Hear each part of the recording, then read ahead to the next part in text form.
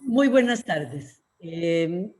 Por favor, y confirmar que sí estamos grabando y darle a ustedes las bienvenidas y las gracias por compartir con nosotros este programa. Hoy continuamos con don Gonzalo Ramírez Gayer, economista, académico, exalcalde, vicealcalde de San José, que hemos analizado en un programa anterior la situación de América Latina. Iniciamos con Chile y seguimos con Perú, en esta Latinoamérica que parece que está encendida, que está en llamas. Y hoy queríamos tocar el tema de Colombia y, si tenemos tiempo, Ecuador. Las protestas y movilizaciones en Colombia han dejado decenas de muertos, cientos de heridos.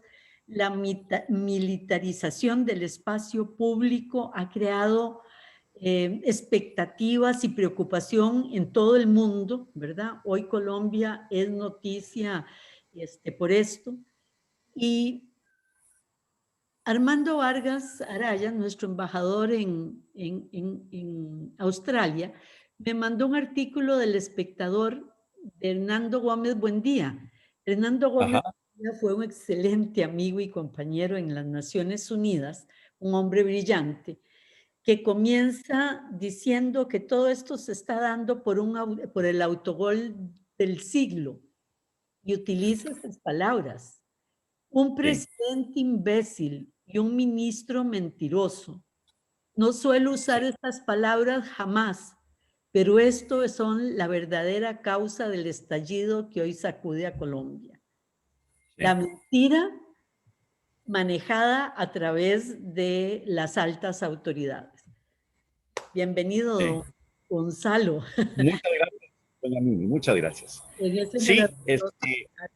encantado de estar aquí con ustedes nuevamente y muchas gracias a ustedes por darme la oportunidad de tener el gusto de estar con nuestros amigos radioescuchas.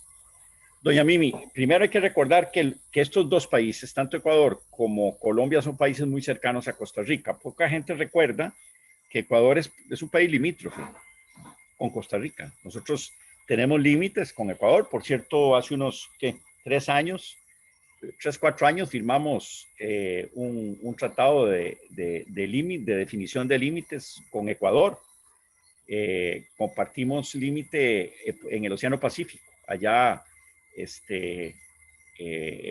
digamos, en el área de la isla del Coco, ¿verdad? Nosotros tenemos límite con Ecuador. Y por supuesto Colombia. Son dos países muy cercanos a nosotros. Algo que no dijimos ayer es que históricamente Ecuador, Perú y Chile fueron cercanísimos a Costa Rica, social y políticamente. Antes de que Costa Rica abriera el Atlántico y se hiciera el ferrocarril al Atlántico, toda nuestra salida a los mercados externos era por el Pacífico. Y los puertos nuestros, las primeras ventanas al mundo eran Ecuador, pero además, sobre todo el Callao en Perú y sobre todo Valparaíso en Chile, ¿verdad? Entonces, usted, buena conocedora de todos los eventos del 56, pues sabe de cómo Perú, por ejemplo, nos ayudó. Creo que fue el único país latinoamericano que nos ayudó positiva y efectivamente, ¿verdad? Y con Eh, generosidad, porque con mucha Inglaterra generosidad. nos ayudó, pero nos cobró muy caro. Cobró, pero Chile nos mandó, Perú nos mandó plata, ¿verdad? Y y Ecuador, desde el principio del siglo XIX, vinieron a Costa Rica, pero así, los próceres de la independencia ecuatoriana fueron exilados en Costa Rica, ¿verdad? Ahorita olvido el nombre del gran prócer, de un gran prócer de la independencia ecuatoriana que vivió aquí porque era amigo de Castro Madrid, pero por supuesto Eloy Alfaro, que ese es el gran líder popular ecuatoriano, que vivió en Alajuela, y que fue parte de la sociedad alajuelense porque lo querían mucho y que fue asesinado, el gran líder liberal ecuatoriano. Estamos hablando de principios del siglo XX. Y después Galo Plaza que era amigo de don Pepe Figueres, exilado en Costa Rica. Y con Colombia lo mismo. Con Colombia poca gente recuerde que nosotros teníamos límite directo con Colombia hasta 1901-2, cuando Panamá se independizó de Colombia. Y lo que Pero hasta ese decíamos momento al final del programa, don Charles, lo que decíamos al final del programa, nosotros somos en el Valle Central chibchas, no somos mayas. Así es. Y somos parte de Colombia, de la cultura de la Gran Colombia. Correcto. Correcto. Colombia hoy día es un socio comercial digamos, no de primerísima importancia, pero sí de mucha importancia para Costa Rica. Quiero decir comercial, como al 8% de nuestras exportaciones, más o menos parecido a lo que es México o a lo que es Panamá, por ejemplo, ¿verdad? Es una fuente importante, muy importante de inversión extranjera en Costa Rica. Igualmente, tiene algo así como entre el 8 y el 10% de la inversión extranjera en Costa Rica es colombiana. Notoriamente, por ejemplo, en el sector financiero, ¿verdad? BAC, Credomatic, que son empresas colombianas, inversiones importantes en el agro, en banano, Banacol, en hotelería. TACA es una empresa colombiana, ¿verdad? Porque TACA es parte del grupo Avianca, ¿verdad? Entonces, Colombia nos dio varios miles, alrededor de 10,000, si mal no recuerdo, colombianos que vinieron a Costa Rica durante los peores momentos de violencia y que hoy día son parte de la sociedad costarricense, ¿verdad? Y mucho antes, Chalo, cuando los médicos colombianos vinieron a auxiliar a Costa Rica, y hubo una inmigración importante de médicos, incluyendo al abuelo de Miguel Ángel Rodríguez, entre ellos. Al abuelo de Miguel Ángel Rodríguez. Tenemos, mire, expresidentes de raíz colombiana, don Abel Pacheco El Espriella, del Espriella. Sí. Don Mario Echandi, por supuesto, los Echandi, ¿verdad? Miguel Ángel. ¿Qué te digo? Don Miguel Ángel Rodríguez, el abuelo de Miguel Ángel era de Sincelejo, allá en la costa colombiana. Don Tomás Guardia era el papá de Tomás Guardia, que vino aquí muchachito con el abuelo de don Tomás Guardia, que venía de Panamá, es decir, eran colombianos también, ¿verdad? Entonces, nosotros tenemos ahí a don León Cortés Castro, el papá, el doctor Cortés era colombiano, ¿verdad? El doctor Cortés, el papá de don León. Es decir, que así como tenemos esas hondas, profundas y complejas raíces con Nicaragua, igual también las hemos tenido con Colombia, Panamá, ¿verdad? Hoy día Panamá, pero lo que sucede en Colombia nos afecta profundamente a nosotros, porque es una pieza fundamental, digamos, de las dos, uno de los polos fundamentales de poder y de influencia del sistema geopolítico centroamericano y caribe, ¿verdad? Uno es México y Colombia. El otro es Colombia, ¿verdad? Y el tercero allá en el triángulo, pero allá afuera es Cuba, ¿verdad? Pero esos tres estados latinoamericanos conforman, digamos, un espacio geopolítico muy importante, dentro del cual y con el cual nos movemos nosotros, ¿verdad? Los costarricenses. Colombia está en este momento, bueno, estallando, ¿verdad? Solo que sí hay que relativizar un poquito porque la pura verdad es que esto no es la primera vez que sucede en la historia de Colombia, y siempre por razones parecidas, ¿verdad? Colombia ha experimentado en su historia numerosos estallidos sociales de gran violencia, ¿verdad? El famoso Bogotazo, ¿verdad? Que no recuerdo exactamente, me parece que fue por ahí de 1940 y 50, por ahí, ¿verdad? Que acaeció con el asesinato de Jorge Eliezer Gaitán, líder popular, liberal, colombiano, que fue asesinado en media calle. Lo mandaron a matar porque era un hombre que representaba los intereses populares en ese momento, ¿verdad?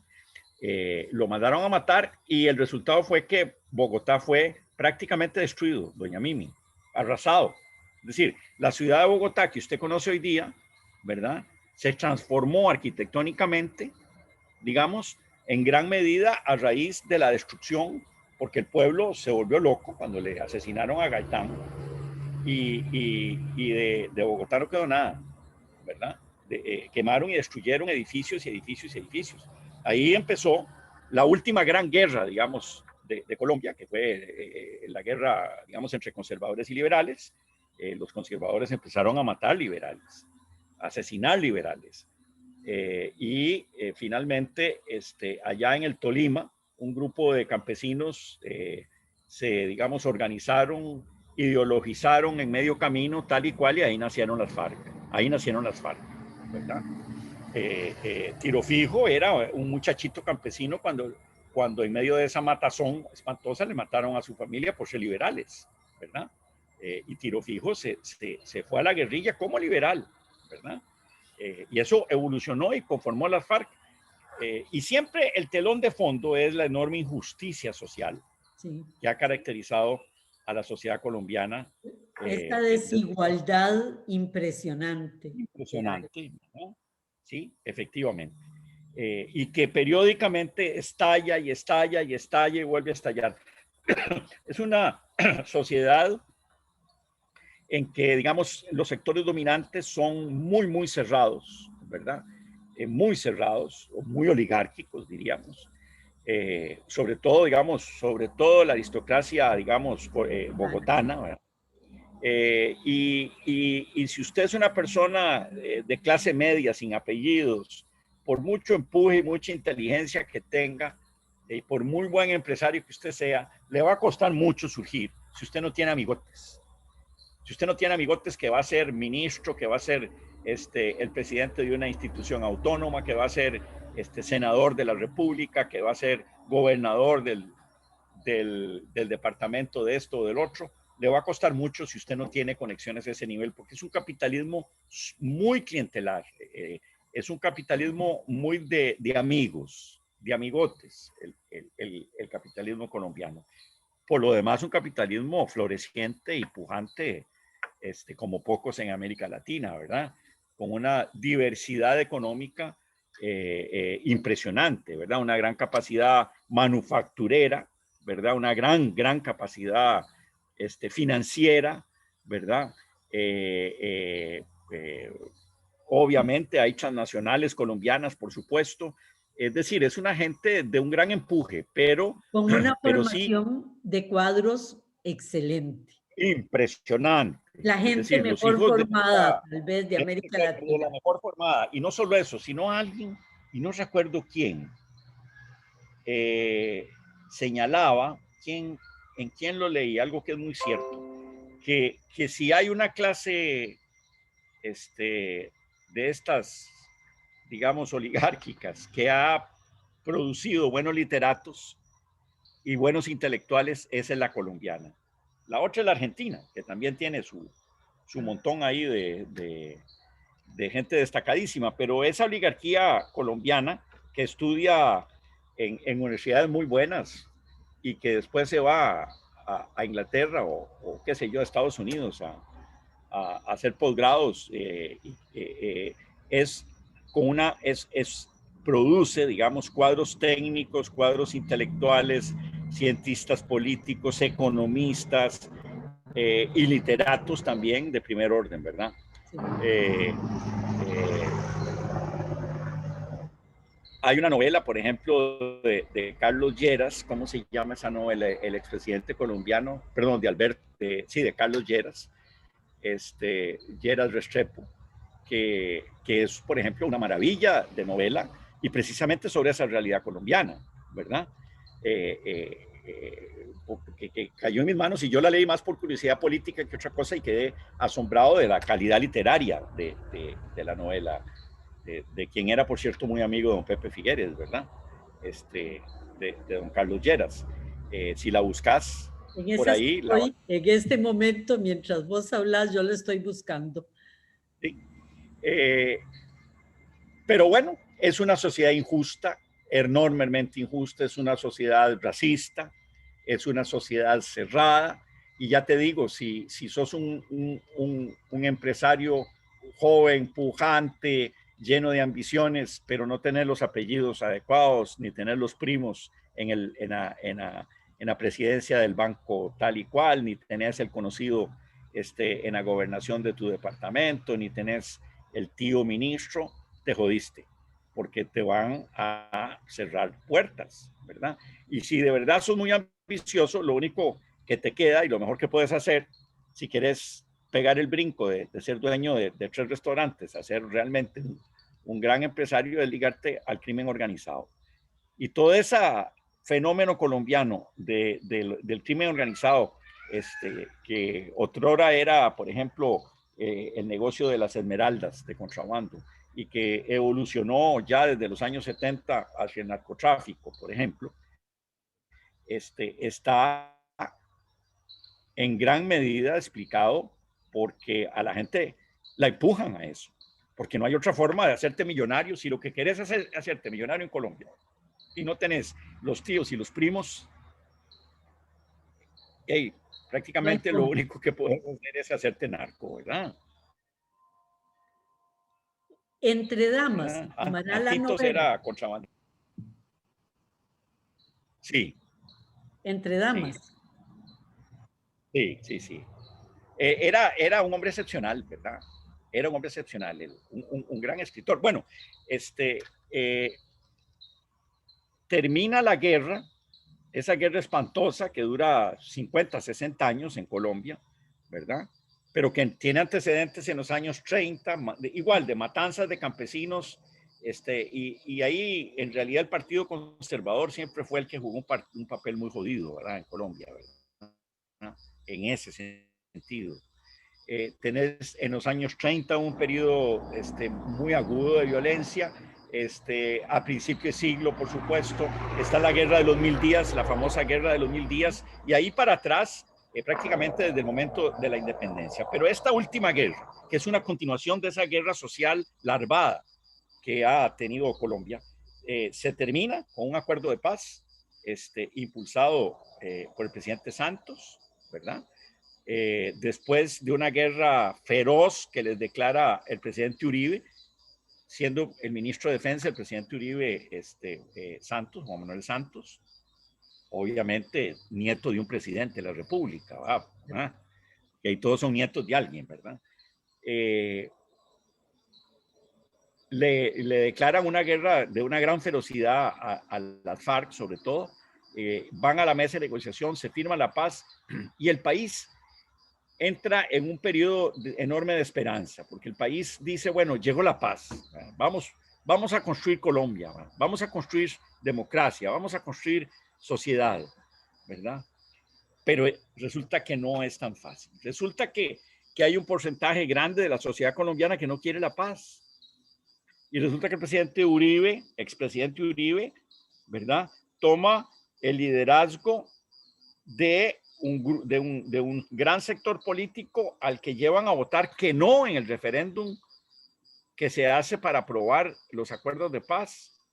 Y de hecho logran ganar el referéndum y la mayoría vota en el referéndum en contra de los acuerdos de paz, con el apoyo bajo la dirección de Álvaro Uribe, con el apoyo de las iglesias evangélicas, con el apoyo de los sectores de ultraderecha, sobre todo del agro, que estaríamos hablando ahí de las autodefensas colombianas, y el mundo entero queda perplejo. ¿Cómo es posible que los colombianos hayan votado mayoritariamente en contra de los acuerdos de paz? Bueno, es porque la guerra se volvió un modus vivendi, es porque la guerra se volvió un espacio en Colombia, se había vuelto un espacio adecuado para la supervivencia de ciertos negocios y de ciertas estructuras de poder, sobre todo en el campo, ¿verdad?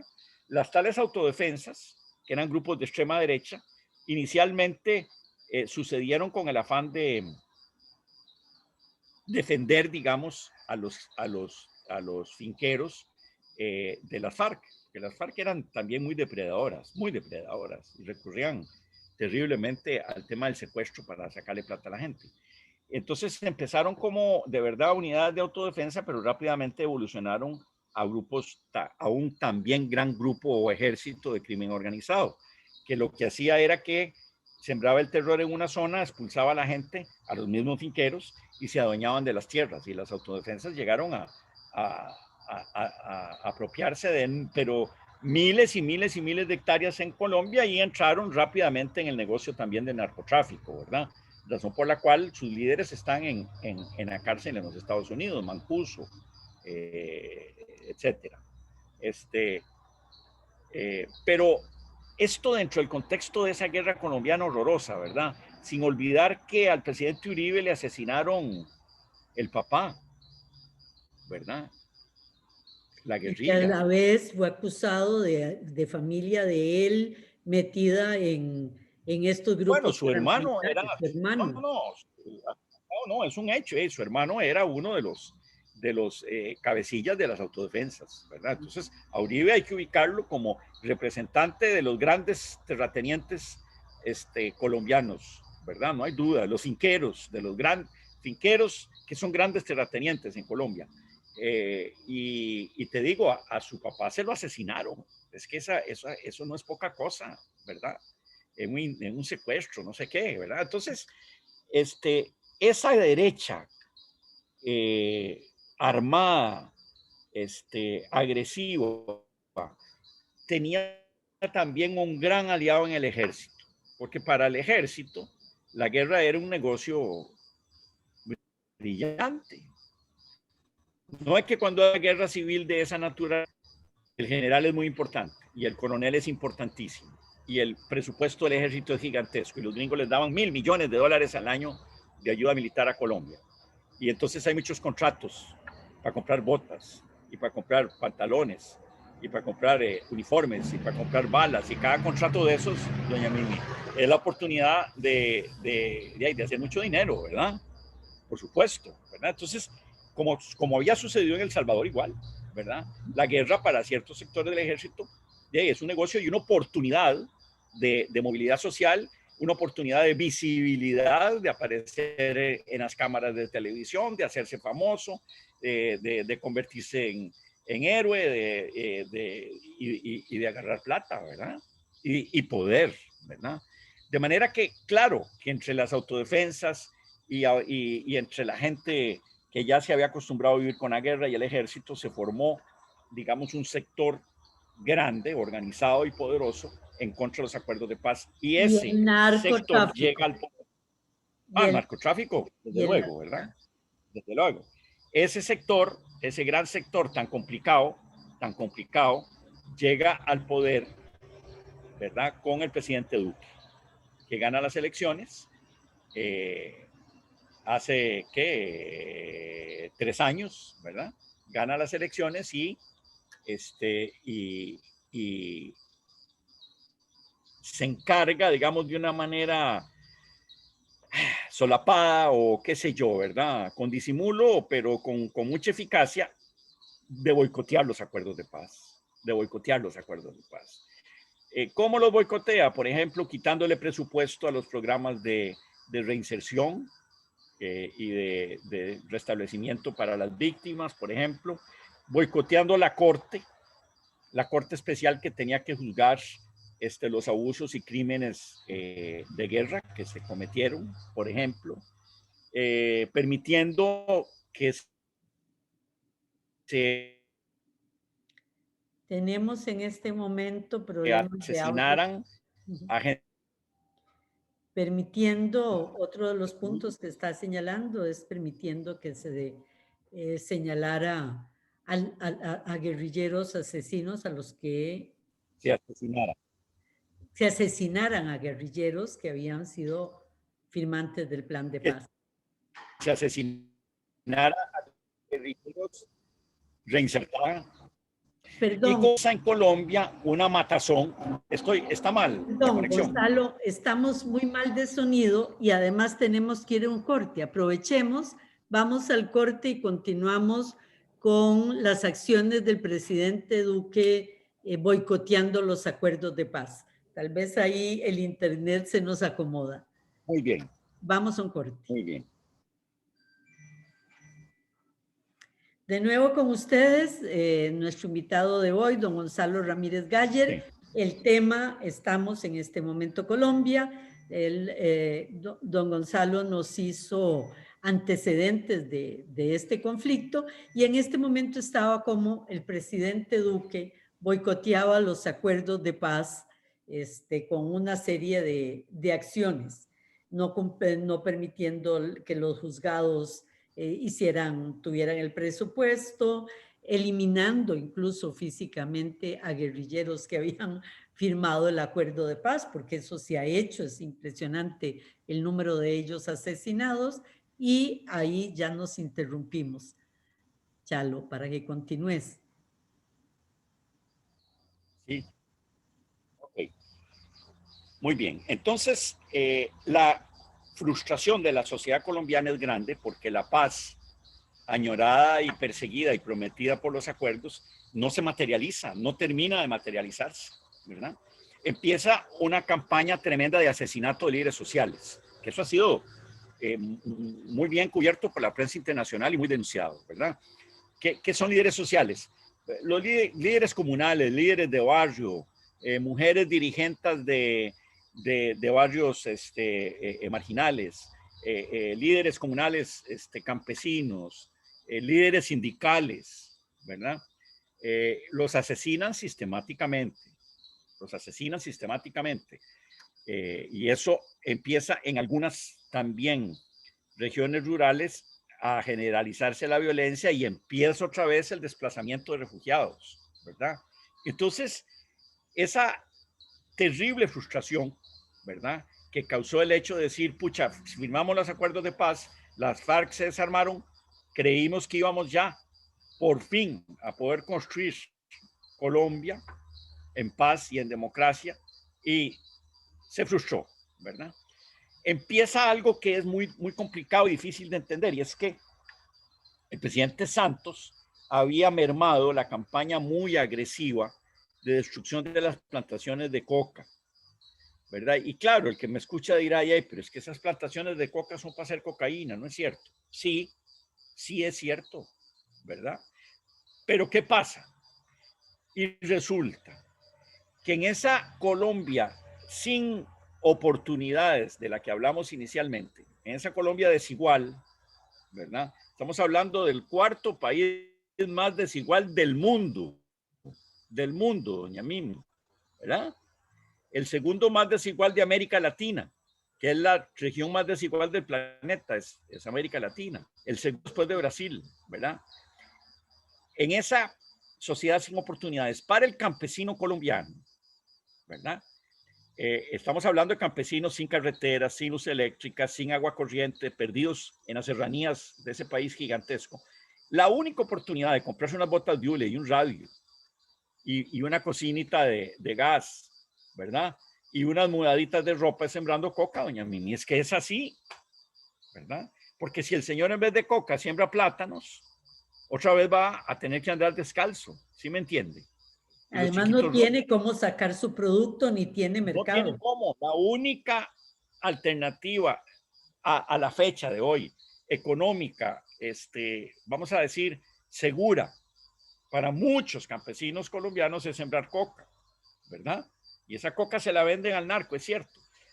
Entonces, un enfoque a ese problema, que es el enfoque, por ejemplo, del uribismo y de Álvaro Uribe, es arrasar las plantaciones y que los campesinos vean a ver qué hacen. Y además las fumigan con un producto muy tóxico masivamente, que es glifosato. Sobre todo muy tóxico para el medio ambiente, ¿verdad? Una cosa es regarle aquí a un potrero glifosato allá, acá, de tanto en tanto para sembrar algo, y otra cosa es hacerlo masivamente con aviones y regar regiones enteras con glifosato. Es un quemante, lo que en el campo llamamos un quemante, es decir, quema todo, ¿verdad? Es una para la flora y la fauna. Exactamente. Entonces, ¿verdad? El tema de fumigar con glifosato masivamente regiones enteras porque están sembradas de coca, ese es el enfoque del uribismo. El enfoque del presidente Santos fue más bien, démosle oportunidades de crecimiento económico alternativas a esos campesinos, y digámosle, si usted deja de sembrar coca, yo le voy a prestar plata y le voy a dar apoyo técnico y le voy a conseguir mercado y lo voy a organizar en cooperativa. Es decir, lo que en Costa Rica, sin ser de ninguna manera chauvinista, ¿verdad? Qué asco, ¿no? Pero lo que en Costa Rica venimos haciendo desde 1940 y algo, ¿verdad? 50, 60, ¿verdad? En Colombia, en el campo colombiano nunca se ha hecho. El campesino está dejado de la mano de Dios, ¿verdad? Entonces, Santos dijo, entremos por el lado del desarrollo social. Uribe dice, entremos por el lado del glifosato, bañémoslos en glifosato y que van a ver qué hacen y erradicamos las siembras de coca, ¿verdad? Eso le pone mucha presión, le mete mucha candela a Colombia porque hay municipios enteros que terminan indignados porque les mataron sus cultivos de coca y ahora ¿qué hago? ¿Qué le doy de comer a los chiquillos? Y les mataron no solo los de coca, sino cualquier otro cultivo. Por supuesto, ¿verdad? Sembrar plátano y yuca, ¿no? Como plátano y yuca, ¿verdad? Y me muero de hambre. ¿Y a quién le vendo el plátano y la yuca, señor? Por favor, ¿verdad? Eso. Y finalmente, entonces tenemos frustración porque los acuerdos de paz no se ejecutan. Presión social en el campo y el hecho particular de la fumigación masiva con glifosato de los sembradíos de coca.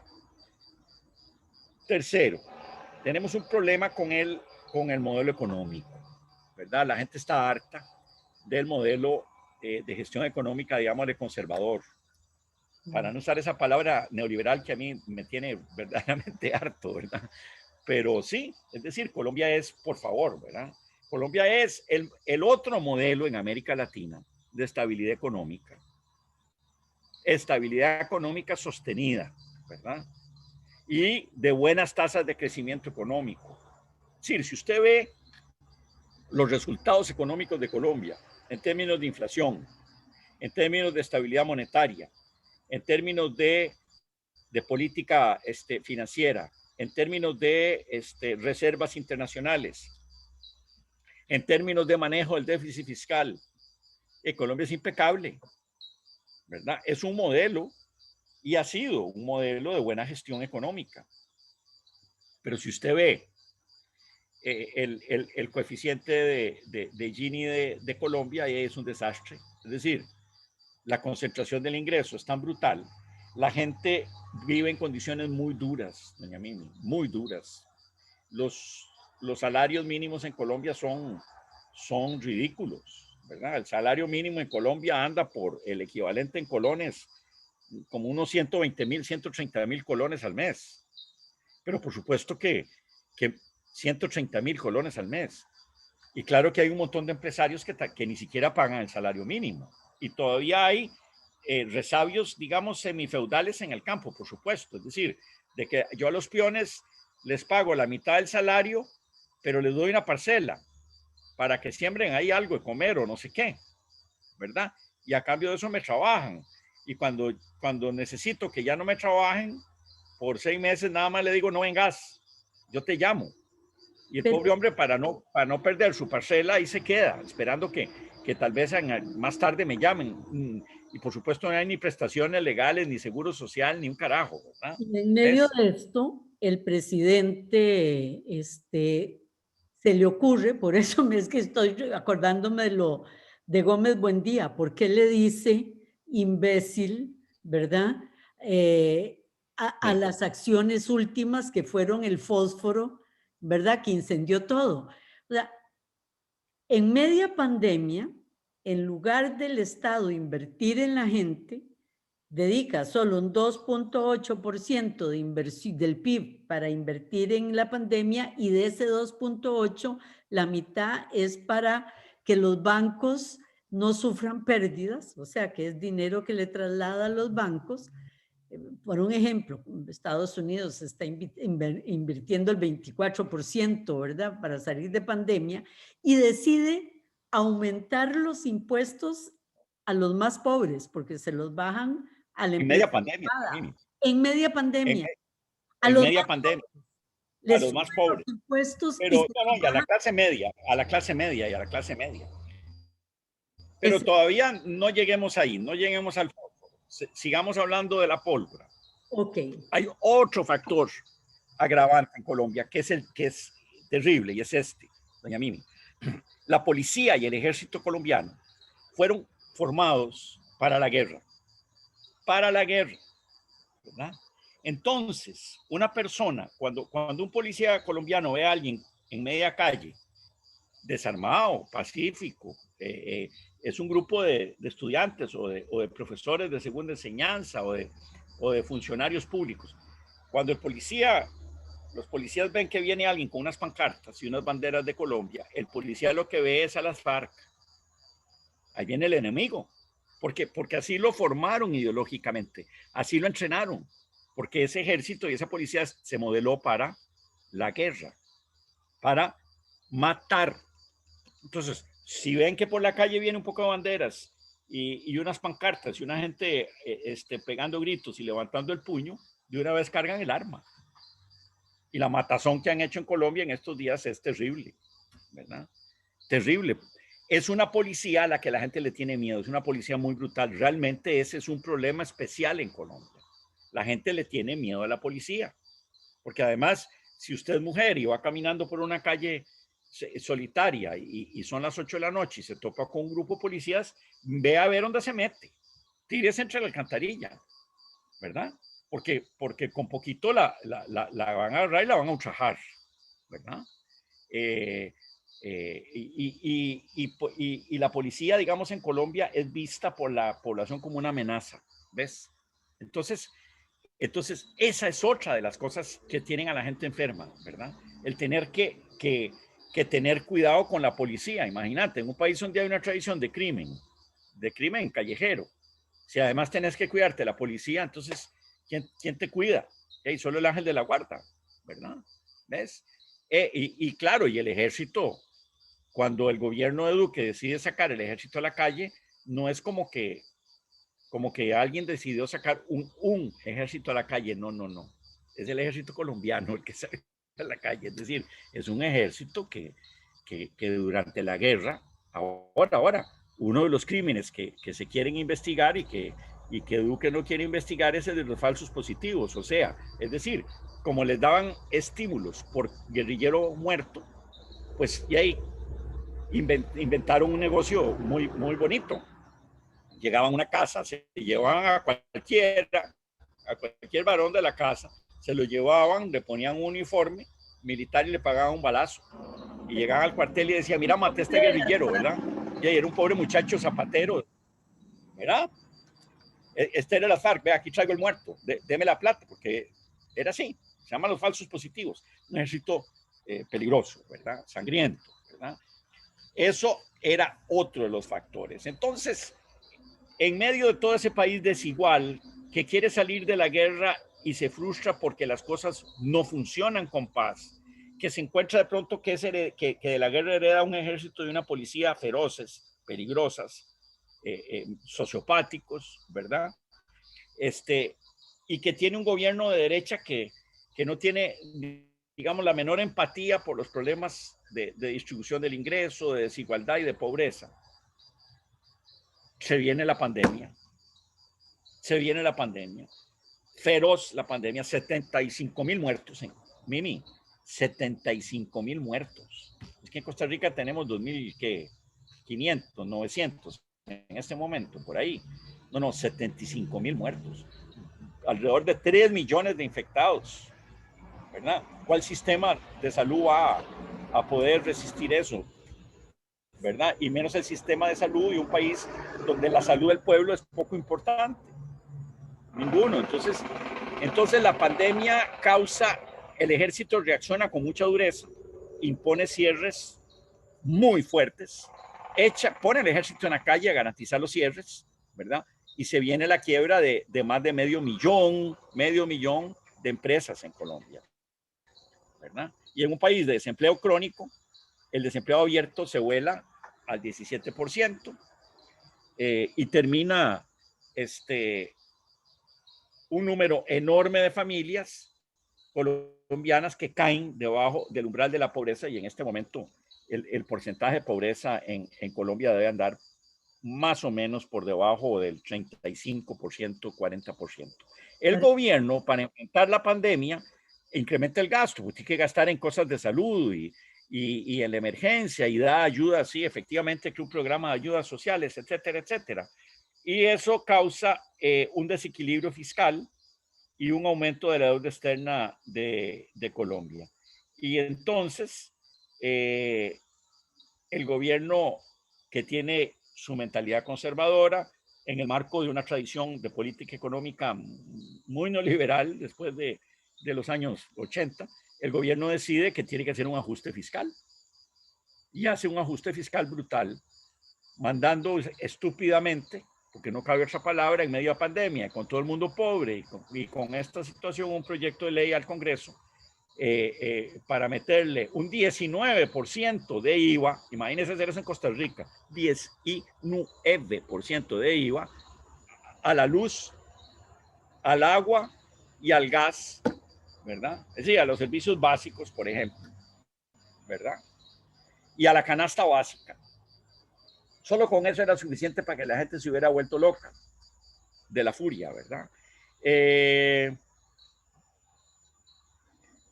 Intentan con eso recoger 6.300 millones de dólares, que dicen que tienen que ese es el hueco fiscal y que tienen que cerrar 6.300 millones de dólares sacando impuestos a la gente. Eso es decir, una locura, ¿verdad? Y toda la historia que ya sabemos, el discurso de que hay que evitar que la calificación de riesgo de Colombia se deteriore, que hay que garantizarse la estabilidad del peso, etcétera, etcétera. Manda la reforma al Congreso y la gente en determinado momento, hace unas semanas, dice hasta aquí. Estamos hartos de la policía que nos maltrata, estamos hartos de que los acuerdos de paz total nunca se implementaron, estamos hartos de tener que trabajar 12 horas diarias para mantener un nivelito apenas de clase media. Se nos viene la pandemia, un número enorme de familias de clase media, 500,000 negocios cerrados.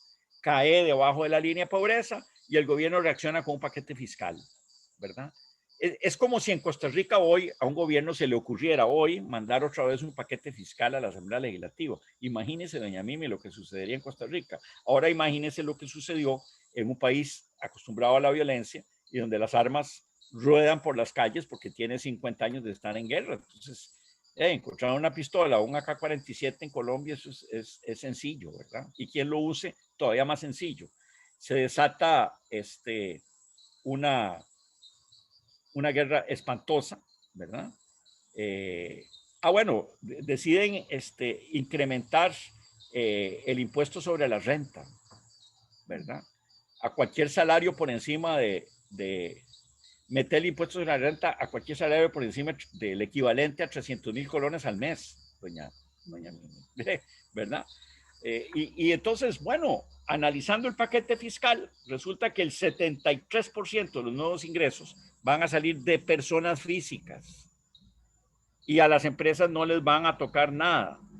En un país donde el sector financiero, doña Mimi, paga en promedio de impuestos el 1,5% sobre utilidades. Eso pagan los bancos en Colombia en términos reales. Sí, mejor dicho. Tiene razón Gómez Buendía de haber dicho y usado las palabras que usó, ¿verdad?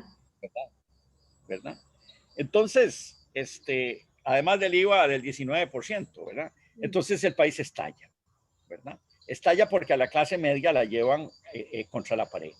Y eso está sucediendo en este momento en Colombia. ¿Qué va a pasar? ¿Qué va a pasar?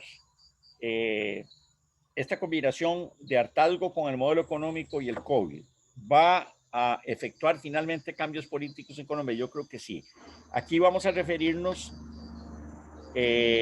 por ejemplo, a las últimas elecciones de alcalde que hubo en Colombia, que fueron hace 2 años más o menos. Si ustedes recuerdan, se eligieron en las principales ciudades de Colombia gente que no viene de ningún partido tradicional. Es más, era gente sin carrera política como tal. Tanto en Medellín como en Bogotá. En Bogotá salió electa una mujer que además dijo y siempre se presentó, y en fin, parte de su personalidad es el hecho de que ella es lesbiana, y así lo sabía y lo manifestó, y vamos para adelante, y con un programa de defensa del medio ambiente fuertísimo, ¿verdad? Y en Medellín lo mismo. Y sin ser hija de presidente, nieta Ni de hija de presidente, ni nieta de presidente, ni bisnieta del general, nada, ¿verdad? Simplemente una mujer del pueblo, profesional, que viene, creo que del sector educativo, si mal no recuerdo, ¿verdad? Gran dirigente, ¿verdad? Gran oradora, ¿verdad? Esa ganó las elecciones en Bogotá y todo el mundo se quedó con la boca abierta, ¿verdad? Porque derrotó a la izquierda y derrotó a la derecha, ¿verdad? Y no es populista, no es populista, ¿verdad? Y en Medellín sucedió exactamente lo mismo, exactamente lo mismo. En Medellín gana un muchacho que no viene de ningún partido político, que no viene de ninguna tradición política, y que también va con un programa de ajuste social y con un programa de defensa del medio ambiente también. ¿Irá a pasar algo así en Colombia? Es muy posible que sí. Es muy posible que en las próximas elecciones presidenciales, que son exactamente dentro de un año, es muy posible, no es una fatalidad, pero es muy posible que veamos a candidatos surgidos de fuera del sistema político, del gran sistema político colombiano, y que logren efectivamente darle, quizás podríamos decir por primera vez en la historia de Colombia, un vuelco a la política de ese país, que lo necesita seriamente, ¿verdad? En medio de todo esto, porque eso es la otra cara de la moneda, en medio de todo esto es un país de instituciones, es un país de leyes, es un país de partidos políticos, es un país de universidades, ¿ah? Es un país con una capa, digamos, artística, literaria e intelectual de primerísimo orden, no solo en América Latina, sino en el mundo, ¿verdad? Claro. ¿Verdad? Nosotros, los ticos, vivimos sin darnos cuenta bajo el influjo cultural colombiano, porque usted enciende cualquier emisor de radio y la mitad de la música que usted va a oír ahí, escuchar ahí, es colombiana, ¿verdad? Yo acabo de tener el honor de hacer un curso de alto nivel de prospectiva, de planificación prospectiva en la Universidad del Externado de Colombia.